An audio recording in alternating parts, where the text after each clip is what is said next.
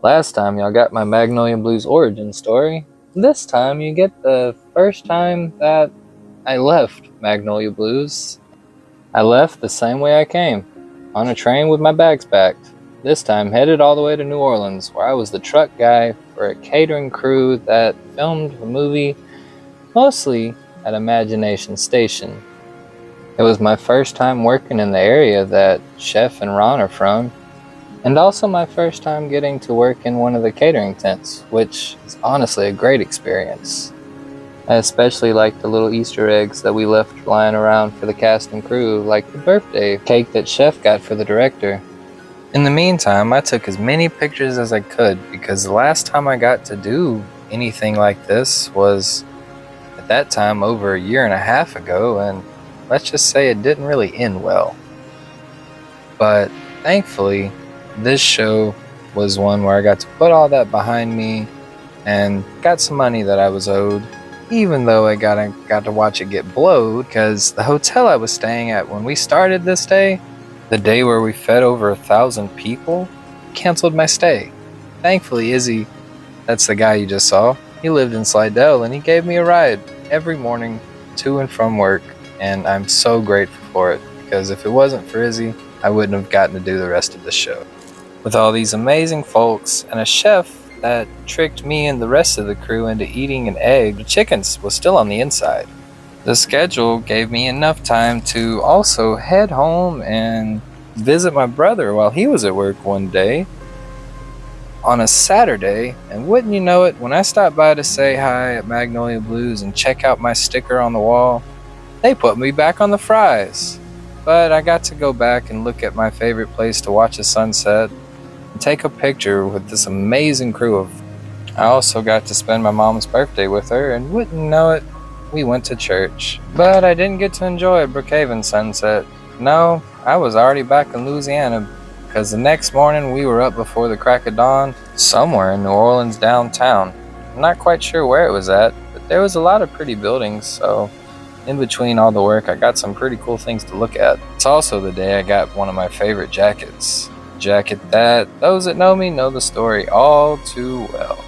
Because this work, this job, all this time, my first show ever with Frenchie and getting to try out his pizza, my picture with the Louis Armstrong statue in the park, everything you've seen so far and will see about this movie, it cost me personally $3,500. And that's just the cost of the room and board. Thankfully, the food was free and I was paid very well, but I was happy when this movie was over, if you can't tell.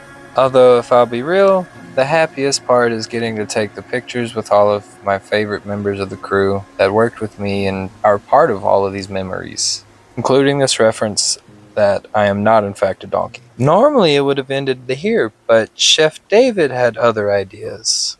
Although I'm the one that saw the stack of coins and decided that I just had to take a picture on the inside of it. Afterwards, I didn't go back to Magnolia Blues Barbecue and walk back through those doors. No, instead I went through and joined the JPWA for about a week.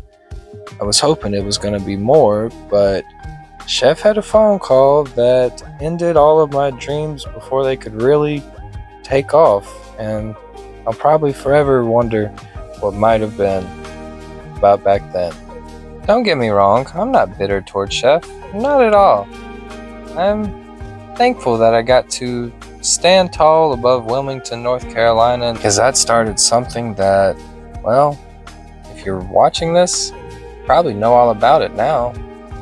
You know, it's my comic books. They got their start here in this city, and I'll forever be thankful for my time that I got in that place, in that town. Thank you, Wilmington. You never let me down. You're probably wondering why I had so much time to just lay around, why I don't have more pictures of me doing the catering thing on this trip. Well, that's because on this one, I didn't actually work a whole lot of days. In fact, I got paid to just kind of be on call and just be around. I was a fill-in while we waited for some other chefs to come to town, and when they did, they took pictures of sunsets too, but they kind of showed up to do the work that I was already there to do. So I did what anybody in my shoes should do. When I was at work, I showed up and did the job. And when I was off work, well, I made the most of it. I made a memory. And now I'm making it into something to show all of you. Something that I've never really shown anybody before. This is all completely new. For now, these are all just my special little views. But we haven't even got to my favorite part. And no, I'm not talking about all the amazing food. I'm talking about when me and the chefs got to watch the crew do what they do right outside of our penthouse. Oh yeah, did I mention that? Production set us with a penthouse apartment. That's where I got all these balcony views.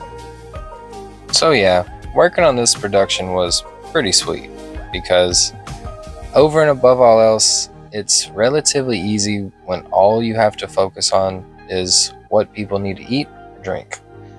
And that's kind of why I love that job. And it's great, but I don't want to just do catering forever.